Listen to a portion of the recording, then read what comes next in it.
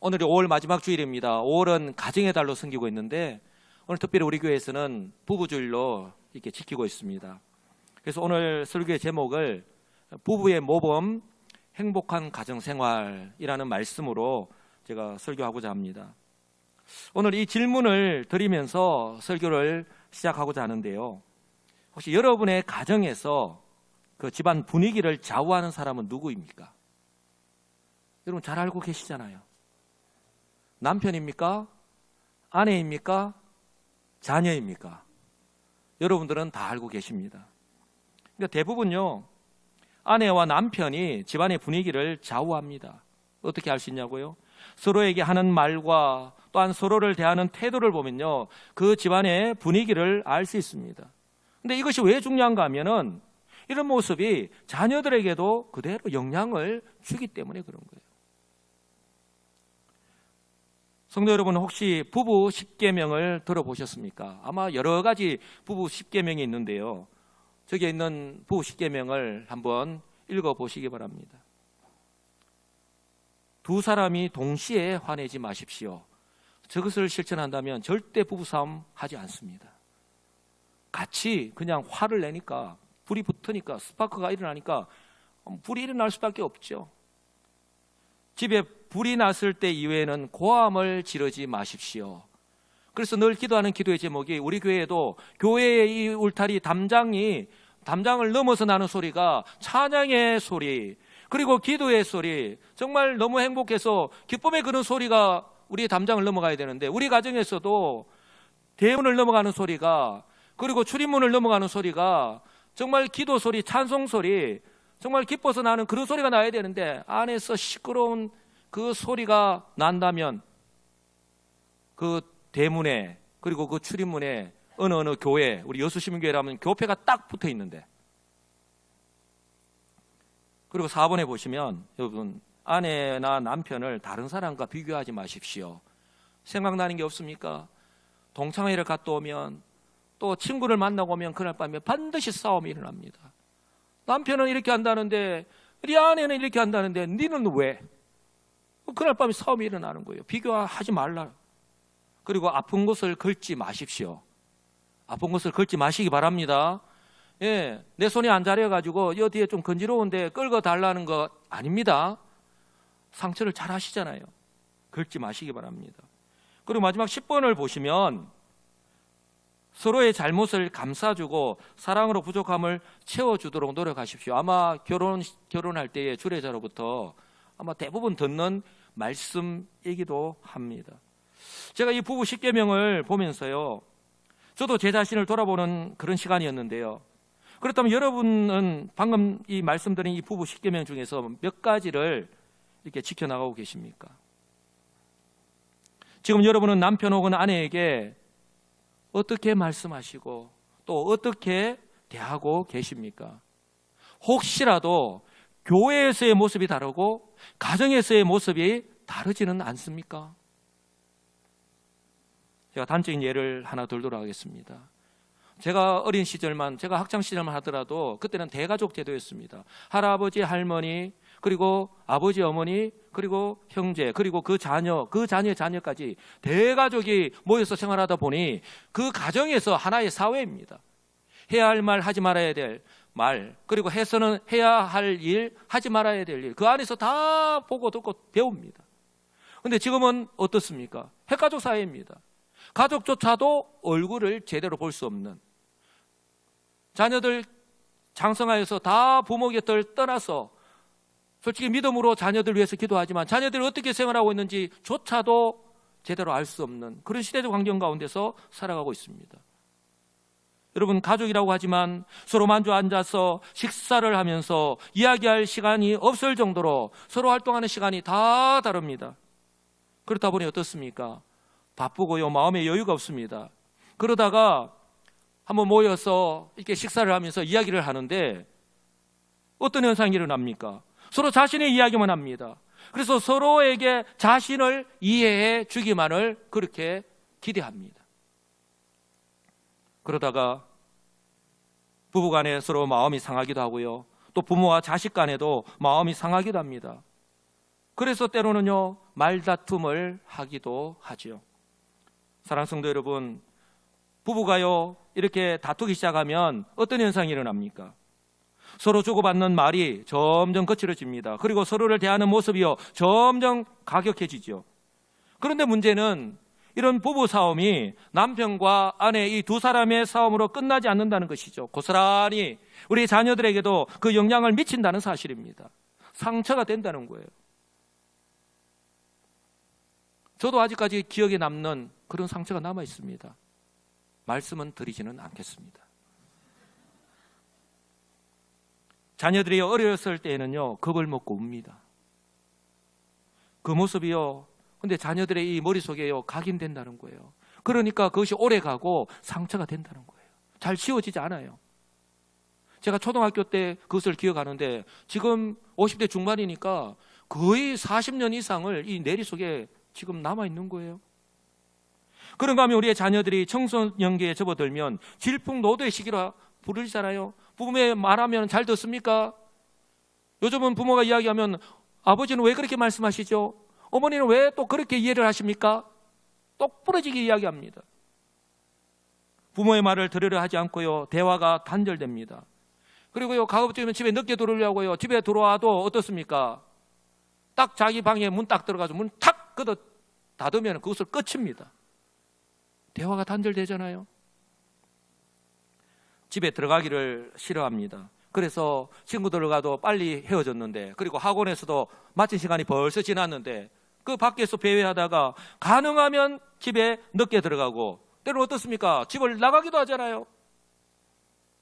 왜냐하면 부모님이 싸우는 것도 이제 보기 싫고 그 집안 분위기가 너무 싫기 때문입니다. 여러분, 이런 모습 우리 모두가 원하는 모습은 아닙니다. 그런데요 이런 모습은요 우리 가족 모두에게 상처가 남는 안타까운 모습이 아닐 수 없습니다. 비단 세상에 예수 믿지 않는 세상에 속한 사람들만의 이야기일까요? 그리스도 안에 있는 우리 하나님의 은혜 안에서 살아가고 있는 우리 성도들의 우리 가정의 현주소는 아닐런지 모르겠습니다.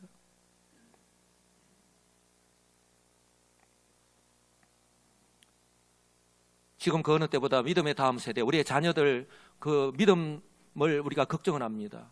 저는 우리의 가정에서 특히 우리 부부가 우리 남편과 아내가 이런 부분들을 좀 더 우리가 생각한다면 그렇게 우리의 가정생활을 한다면 이 모든 문제들이 해결될 줄 분명히 믿습니다. 이 문제를 해결할 수 있는 근본적인 방법이요 바로 성경의 가르침입니다. 성도의 삶의 기준은요 세상이 아닙니다. 친구들의 말이 아닙니다. 하나님의 말씀입니다. 그러므로 오늘 우리가 하나님 말씀 앞에서 현실을 직시하고 현실을 받아들이고 다시 한 번 더 우리가 한 번 더 재정립하자는 것입니다. 특히 부부의 관계가요 가정의 분위기를 좌우한다라고 제가 말씀을 드렸는데 바로 성경의 가르침을 통해서 다시 한 번 더 깨닫고 우리 자신의 모습을 돌아보고 바라기는 자기 자신이 기준이 되어서 자신이 이제까지 살아왔던 그 방식을 내려놓고 이제는 따라 살까요? 하나님의 말씀을 기준으로 이렇게 우리의 삶을 재정립하고 그렇게 살아간다면요 이 모든 문제는 해결될 줄 믿습니다. 왜 그렇게 됩니까? 지금까지 우리의 모습을 보면 가정이 특히 부부가요 시시때때로 변하는 자신의 기분, 감정을 따라서 그렇게 말하고 그렇게 우리가 서로를 대하잖아요. 또한 지금까지의 삶을 통해서 이미 몸에 배인 경험 그런 고정관념을 따라서 그렇게 우리가 살아가잖아요. 그래서 뭐라고 이야기합니까? 내가 이제까지 이렇게 살아온 거 내가 이렇게 나이가 들어서 이제까지 이렇게 되었는데 이제 와서 어떻게 고치라고 그렇게 우리 이야기하잖아요. 그리고 이 세상의 모습을 부러워하거나 따라가지 않는 거예요. 이 세상의 모습을 부러워하거나 따라가지 않는 것은요 불신자들을 삶과 비교하는 것과 또한 그들을 따라서 가지 않는 거예요. 이렇게 하기 위해서는 한번 따라서 할까요? 오직 하나님의 말씀대로 오직 하나님 말씀을 우리 마음판에 새기고 그 말씀대로 우리가 순종하면서 살아간다면 우리가 세상을 부러워하고 세상을 따라가는 것이 아니라 그 세상이 오히려 우리를 부러워하는 그런 행복한 가정생활을 하게 될 줄 분명히 믿습니다. 그래서 오늘 사도 바울은요 가정이 언제 어떻게 시작되었는지 그리고요 부부는 서로 어떻게 대하며 살아가야 하는지 그리고 부부의 관계까지 행복한 가정생활에 위해서 필요한 모든 것을 우리에게 말씀을 합니다. 31절에서 이하를 보시면 이렇게 말씀을 합니다. 그러므로 사람이 부모를 떠나 그의 아내와 합하여 그 둘이 한 육체가 될지니 이 비밀이 크도다. 이 비밀이 크도다라는 말은 여기에는 심오한 진리가 있다는 거예요. 하나님께서 시작을 하셨고 이것이 바로 가정의 시작이기 때문에 그렇습니다. 나는 그리스도와 교회에 대하여 말하노라. 그러나 너희도 각각 자기의 아내 사랑하기를 자신같이 하고 아내도 자기 남편을 존경하라 라고 말씀합니다. 먼저 이 말씀은요, 창세기에서 말씀을 하고 있는 내용이에요. 창세기 2장에 보시면 이렇게 말씀을 합니다. 여호와 하나님이 아담에게서 취하신 그 갈빗대로 여자를 만드시고 그를 아담에게로 이끌어 오셨다라고 말씀을 합니다. 가정의 시작이, 즉 부부가 되어서 가정을 이루는 것이요, 바로 하나님의 섭리 가운데 시작되었음을 성경은 분명하게 말씀합니다. 하나님의 섭리 가운데서 이 세상을 창조하신 하나님께서 바로 남자와 여자를 창조하시고 그렇게 부부가 되게 하시고 가정을 이루게 하셨습니다. 하나님께서요, 천지 만물을 창조하시고 가장 먼저 만드신 것이 기관이요, 바로 가정이에요. 바로 이것이 최초의 가정입니다. 오늘 결혼식 모습을 보면 주례자는 창조주 하나님, 신랑은 아담, 그리고 신부는 하와입니다. 이렇게 태초에 이 결혼식을 시작으로 오늘날까지 그렇게 우리가 결혼이라고 하는 제도를 통해서 가정을 이루면서 생활하고 있는 거예요. 여러분, 이렇게 부부가 되어서 가정을 이룬 두 사람은요, 어떻게 했을까요? 그들이 어떻게 살았을까요? 목사님, 내가 그때 안 살았는데 어떻게 합니까? 우리의 삶의 경험을 바탕으로 한다면 그들은 날마다 깨소금을 볶으면서 그렇게 살지 않았겠습니까? 그렇죠? 예, 뭐 굳이 그 이야기를 뭐 해야 합니까? 이것은요, 그들의 고백을 통해서도 알 수 있습니다. 23절을 보시면 아담의 고백을 한번 보시기 바랍니다. 아담이 이르되 이는 내 뼈 중에 뼈요 살 중에 살이라 라고 고백을 합니다. 그리고 뒤에 보면은 이것을 남자에게서 취하였은즉 여자라 부르리라 하니라라고 분명히 말씀합니다. 성경은 남자와 여자가요 한 몸이라고 하는 것을 분명하게 말씀합니다. 남자에게서 취하였은즉 여자라리라. 히브리어도 보면은 이 남자와 여자에 나타나는 그 단어의 어근이 같습니다. 뿌리가 같다는 거예요, 바탕이. 그래서 남자는요 히브리어로 이시, 우리 누가 할 때 이시 이라잖아요. 그 같은 말이에요. 이시. 한번 따라서 할까요? 히브리어 고급 단어입니다. 가르쳐 드리겠습니다. 한번 따라서 하겠습니다. 이시. 예, 이시. 예. 남에게 욕할 때 이시 하면 안 됩니다. 예. 그 이시인데 여자는 이샤. 이샤. 한번 따라서 하겠습니다. 이샤. 예. 남자는 이시, 여자는 이샤. 예. 한 몸이라는 거예요. 뗄래야 뗄 수 없는 자신에게 있어서 가장 소중한 존재라는 것입니다. 하나님께서요 아담에게서 부족한 것을 바로 채워주기 위해서 한번 따라서 할까요? 인생의 동반자, 예, 인생의 동반자로 이렇게 하와를 만들어 주신 거예요.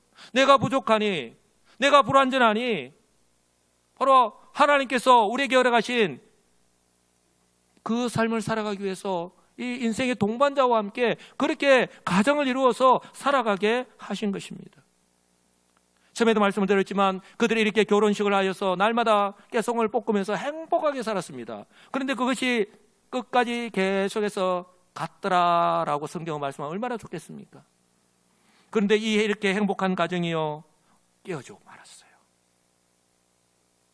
하나님의 말씀에 불순종하는 죄를 시험으로요 그것이 깨어져 버리고 말았습니다. 왜냐하면요 하나님과 그들 사이에 사단 마귀가 끼어들었기 때문입니다.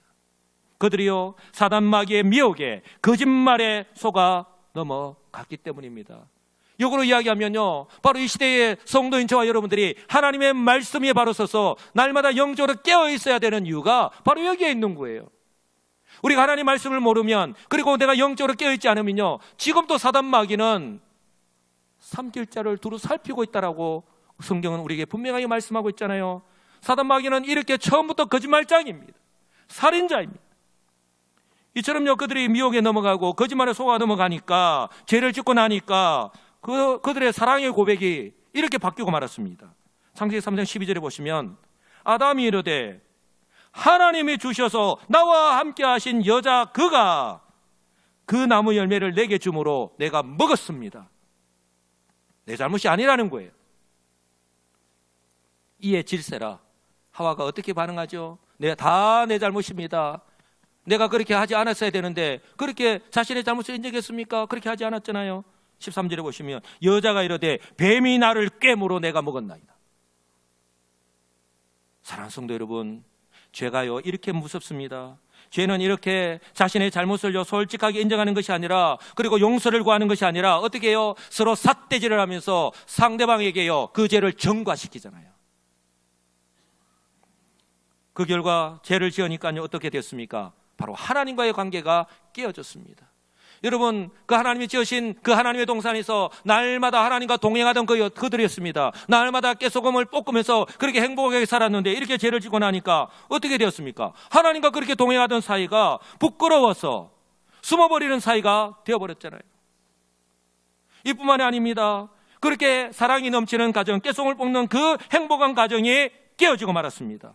내 실수고 다 내 잘못이다라고 그렇게 고백하는 것이 아니라 어떻게 해요? 다 네 잘못이야, 너 때문이야, 그렇게 원망하면서 책임을 전가하고 있잖아요. 여러분, 시편 기자의 고백 그대로입니다. 시편 127편은 너무나도 잘 아시죠? 여호와께서 집을 세우지 않으면 세우는 자의 수고가 헛되다라고 분명하게 말씀합니다. 바로 저와 여러분들이요, 저와 여러분들의 가정의 주인이 우리 주님이시고, 정말 우리 주님께서 우리 가정을 든든하게 바로 세워나갈 때에 우리가 정말 주님께서 원하시는 그런 행복한 그런 가정생활을 할 수 있을 줄 분명히 믿습니다. 사랑하는 성도 여러분, 안타깝게도요 태초에 이렇게 사단 마귀에게 속아서 죄를 지은 결과가 어떻습니까? 지금까지도 그 영향이 계속해서 나타나고 있잖아요. 뭐 다른 나라는 이렇게 좀 이렇게 놔두고 우리나라의 모습만 본다면, 제가 통계 자료를 좀 살펴봤는데요, 이 통계 자료를 가운데서도 고스란히 나타납니다. 우리나라의 경우 작년 2022년에 혼인과 이혼의 통계 숫자가 나옵니다. 통계청에 보면 통계 숫자가 나오는데, 작년 한 해에 혼인을 몇 가정이 했냐면 19만 2천 건, 19만 2천 명의 이 결혼식을 했습니다. 그 가정이 결혼식을 했는데, 그런데 그 한 해에 또한 이혼한 가정이요 9만 3천 건이나 됩니다. 거의 50%에 육박하는 그런 퍼센테이지입니다. 그래서 우리나라 이혼율 또한 세계에서 1, 2위를 다투잖아요.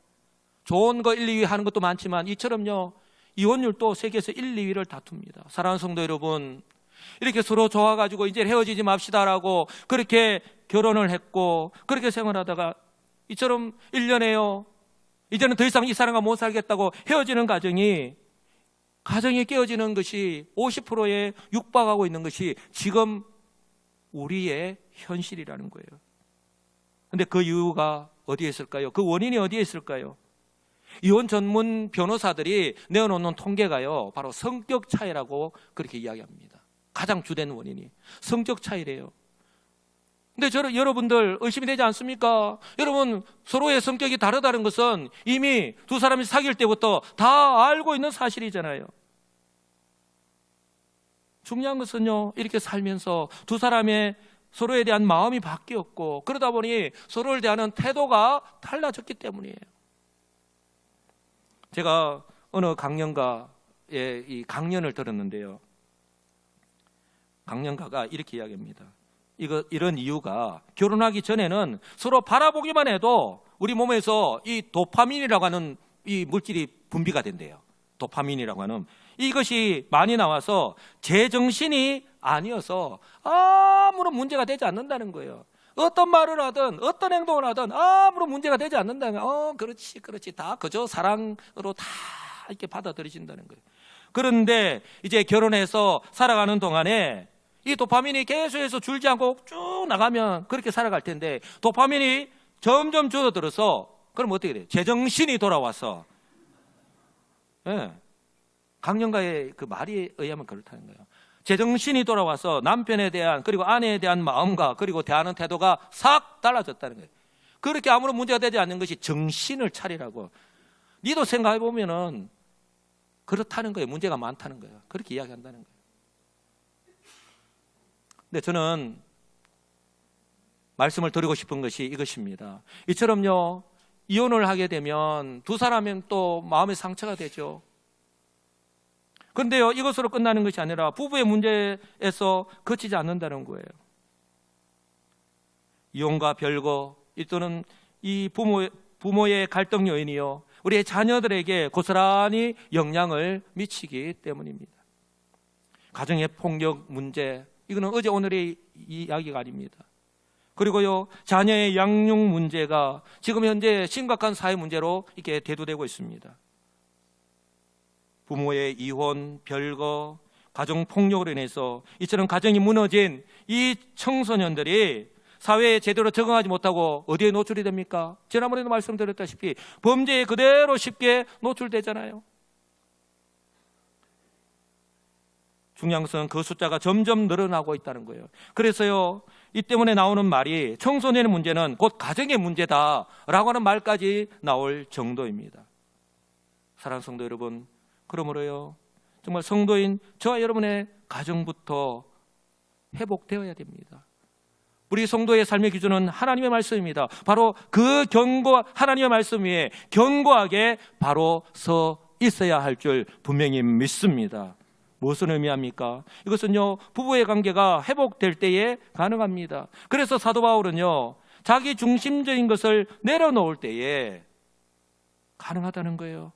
즉 자신의 기분이나 감정 그리고 자신의 생각에 따라서 남편이나 아내를 대하는 것이 아니라 바로 오늘 획기적인 대안을 제시합니다. 그리스도와 교회와의 관계를 통해서 바로 서로를 대하는 모습이 그렇게 바뀌어야 한다고, 그렇게 재정립해야 한다라고 우리에게 말씀합니다. 바로 하나님의 명령입니다. 그래서 성경은요, 아내와 남편에게 각각 서로를 어떻게 대할 것인지 분명하게 말씀을 합니다. 먼저 아내들에게 말씀하는데요, 22절에서 24절입니다. 여러분들 뭐라고 이야기합니까? 아내들이요, 자기 남편에게 복종하기를 주께 하듯 하라. 이는 남편이 아내의 머리됨이 그리스도께서 교회의 머리됨과 같음이니 그가 바로 몸의 구주시니라. 그러므로 교회가 그리스도에게 하듯 아내들도 범사에 자기 남편에게 복종할지니라. 아멘이십니까? 1부 예배 때도 그랬는데 2부 예배 때도 우리 아내분들이 크게 대답을 하지 않으시는 것 같아요. 여러분, 하나님의 말씀이에요. 교회가 그리스도에게 하듯, 내 생각, 내 경험, 내 방법이 아닙니다. 바로 하나님의 말씀이에요.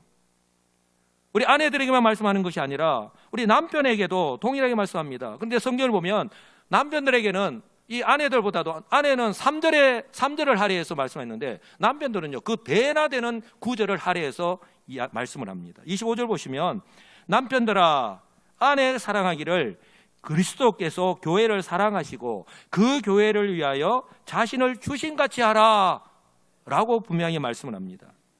사랑하는 성도 여러분, 바울은요, 아내들에게는 남편에 대하여 순종하라고, 그리고 남편들에게는 아내를 사랑하라고 그렇게 권면하고 있습니다. 이것은요, 남편과 아내를 향하여서 정말 어렵고 힘든 부분이긴 해요. 실제적으로, 현실적으로. 맞잖아요. 아니시구나.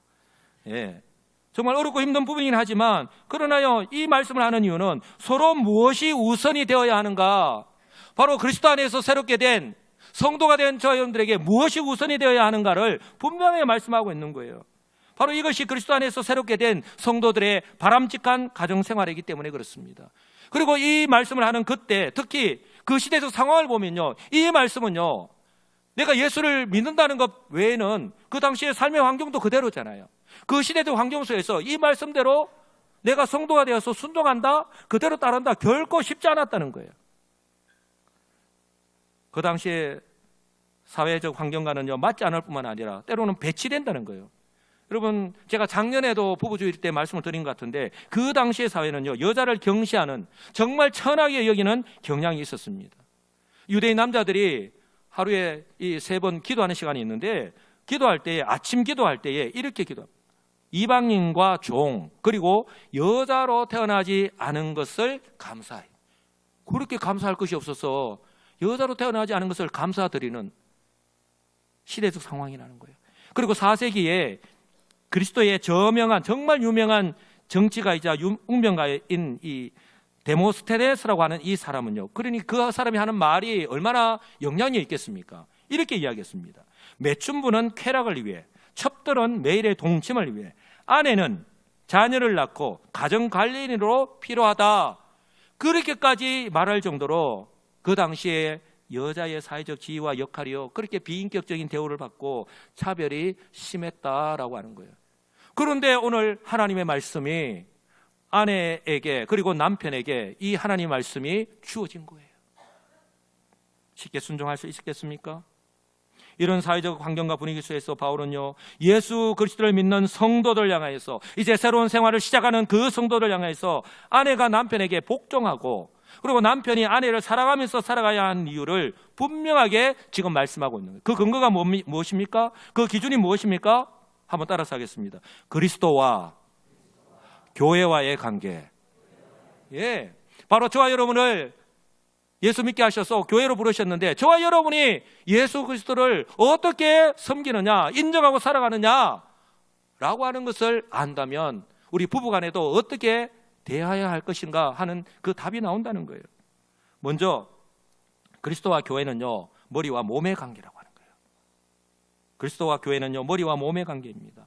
바울이 그리스도의 이 머리 되심을 강조하는 이유는요, 바로 여기에서 모든 것이 시작되기 때문입니다. 이것은요, 그리스도께서 교회의 주인 되시는을 분명하게 보여주시는 것입니다. 여러분 오해하지 마시기 바랍니다. 교회의 주인은요, 사람이 아닙니다. 교회의 주인은요, 목사도 아니고요, 장로도 아니고요, 힘 있는 사람이 아닙니다. 교회의 주인은 하나님이십니다. 교회의 주인은요, 그리스도십니다. 우리가 오해하지 말아야 됩니다.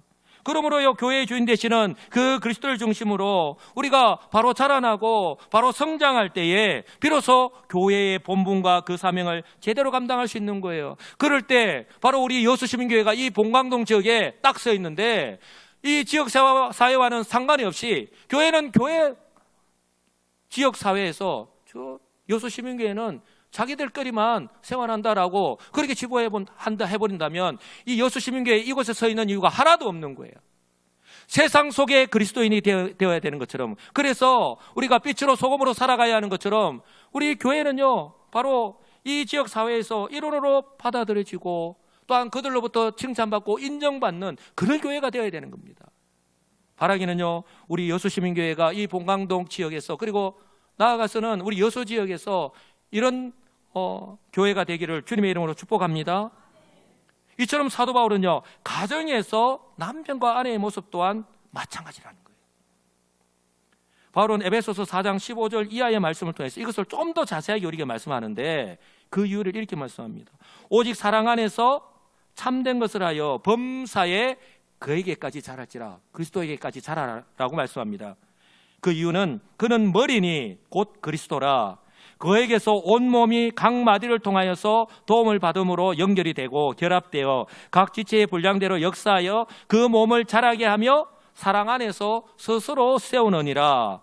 그래서 오늘 본문 30절에서는 우리는 그 몸의 지체라고 말씀을 합니다.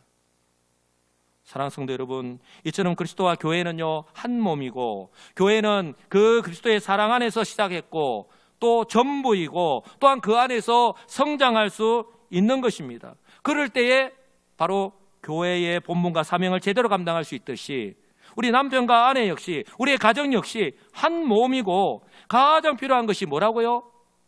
한번 따라서 할까요? 사랑 안에서, 예, 바로 서로에 대한 신뢰의 바탕 안에서 바로 서로 사랑할 때에 비로소 가정을 바로 세워갈 수 있는 것입니다. 이처럼요, 우리 아내분이나 우리 남편분이 오해하지 말아야 될 것은, 아내가 남편에게 복종하는 것, 순종하는 것이요, 결코 아내가 남편보다 열등하기 때문이 아니라 이것이 바로 하나님의 창조 섭리이고 또 창조 질서라고 하는 사실을 꼭 기억하시기 바랍니다. 남자에게서 여자가 나왔습니다. 그리고 이 창조 질서를 따라서 바로 가정에서 남편의 우선성과 그 대표성을 띠고 있는 것을 우리에게 말씀을 하고 있는 거예요. 그래서 우리 아내분들이 오해하지 말 것은 나는 결코 그럴 마음이 전혀 없는데, 정말 내키지 않는데 협박이나 강요 때문에 어쩔 수 없이 굴복하는 것이 아니라 어떻게 해요? 자발적으로 그렇게 남편의 뜻을 따르는 것을 오늘 말씀을 하고 있는 것입니다. 여러분, 아내가요 굴복해가지고 어쩔 수 없이 한다면 얼마나 비참합니까? 저와 여러분들이 구원을 받고 교회로 이렇게 섬기고 있는데, 우리 주님을 만약에 내가 정말 그렇게 하고 싶지 않은데 그렇게 굴복해서 그렇게 섬기고 있지 않잖아요. 오늘 저와 여러분들의 신앙생활을 보면 우리가 충분히 알 수 있습니다. 그러므로 우리 아내 여러분, 교회가 그리스도에게 하듯이 우리 주님의 주님 되심을 인정하고, 즉 그 권위를 인정하고 순종하듯이 자신의 남편을 머리로, 즉 우리의 가정을 대표하는 권위로 인정하시고 순종하시기 바랍니다.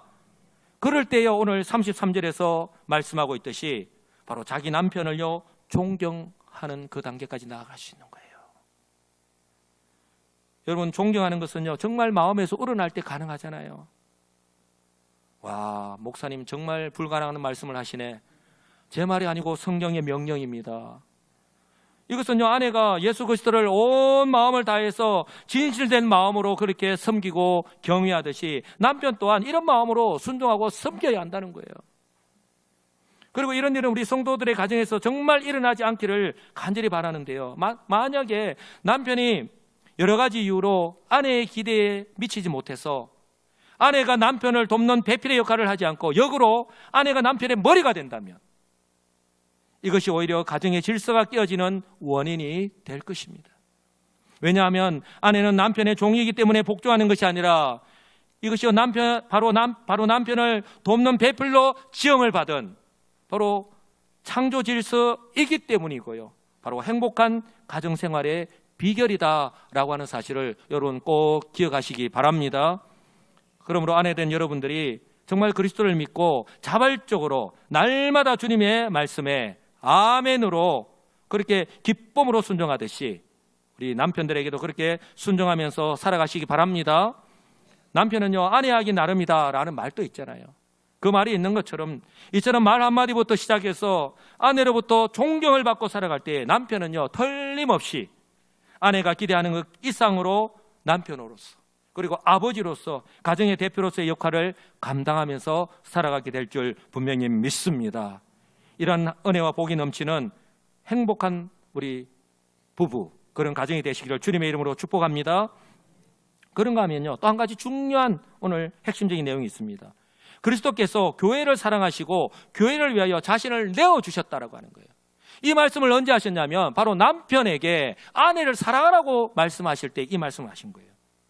25절 보시면 남편들아 아내 사랑하기를 그리스도께서 교회를 사랑하시고 그 교회를 위하여 자신을 주신같이 하라라고 말씀을 합니다. 제가 설교를 시작하면서 말씀을 드렸지만 처음에 그렇게 행복했던 부부가요 이처럼 범죄와 타락으로 인해서 부부관계가 깨어졌습니다.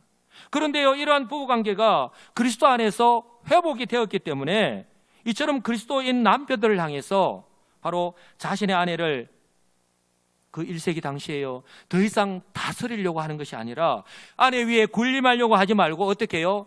내 갈비뼈에서 그 아내를 하나님께서 만드셨듯이 그렇게 자기 아내를 사랑하라고 지금 말씀하시는 것입니다. 하나님은요 저와 여러분이 어떤 사람인지 누구보다도 잘 아십니다. 저와 여러분이 얼마나 죄 가운데 살았는지 누구보다도 흠이 많고 자랑할 것이 정말 하나도 없는 그런 보잘것없는 존재라고 하는 것을 너무나도 잘 알고 계십니다. 심지어 저와 여러분들조차도 내 자신이 싫어질 때 있잖아요. 이런 저와 여러분을 우리 하나님께서 사랑하셔서 바로 예수 그리스도의 십자가의 보혈로 깨끗하게 해 주셨습니다. 이처럼 우리를 거룩하게 하셔서 어떻게 해요? 바로 하나님 앞에 나아갈 수 있도록 해 주셨습니다. 바로 교회로 부르셨다는 거예요. 그래서 오늘 남편들 향해서 아내 사랑하기를 어떻게 해요? 그리스도께서 교회를 사랑하시고 그 교회를 위하여 자신을 주신같이 하라라고 그렇게 말씀하고 있습니다. 비록 한 문장이지만요 얼마나 중요한 의미가 있는지 모릅니다. 교회가 이처럼요, 하나님의 섭리 가운데에 하나님의 사랑과 그 그리스도의 희생 위에 세워졌다라고 그렇게 말씀을 하고 있는 거예요. 사랑하는 성도 여러분, 바울이요, 이처럼 하나님의 사랑과 그리스도의 희생을 바로 그리스도인 남편을 향해서 아내가 얼마나 소중하게 여기고 마음을 다하여 사랑해야 하는지 말씀하면서 오늘 그 말씀을 사용하고 있다는 것, 저와 여러분들이 기억해야 할 것입니다. 그래서요, 바울이 자신의 아내 사랑하기를 어떻게 사랑합니까? 말씀합니까? 한번 따라서 할까요? 자신같이, 자신의 몸같이. 여러분, 남편뿐만 아니라 그 누구라도 자신의 몸은 얼마나 끔찍하게 아낍니까? 자신의 몸같이 그렇게 사랑하라고 말씀하고 있는 거예요. 특히 남편에게. 그만큼 아내는요, 남편에게 있어서 자신의 몸과 같이 소중할 뿐만 아니라 뗄래야 뗄 수 없는, 그렇게 사랑해야 한다는 것을 강조해서 말씀을 하고 있는 것입니다. 사랑하는 성도 여러분, 오늘 말씀을 통해서 하나님께서 우리에게 무엇을 말씀합니까? 행복한 가정생활, 행복한 부부생활, 복 있는 가정은요, 그리 멀리 있지 않다고 우리에게 분명히 말씀합니다. 바로 가까이에 있습니다. 어떻게 해요? 아내가 남편의 권위를 인정하고 순종할 때, 또한 남편이 아내를 자신의 몸과 같이 사랑할 때 얼마든지 가능합니다. 어떻게 가능할까요? 내 생각을, 자신의 고정관념을, 자신의 기준을 내어놓고 바로 하나님의 말씀, 하나님의 기준으로 내가 재정립할 때 가능할 줄 믿습니다. 바로 하나님께서는요, 이 말씀을 하시기 위해서 바로 교회를 통해서 이것을 보여주셨습니다. 바로 저와 여러분들이 교회로 부르셨는데, 우리를 통해서 우리 주님을 어떻게 섬기는가 하는 것을 통해서 우리 가정에서 부부간에 어떻게 대하면서 가정생활을 이루어 나가야 될 것인가를 우리에게 말씀합니다.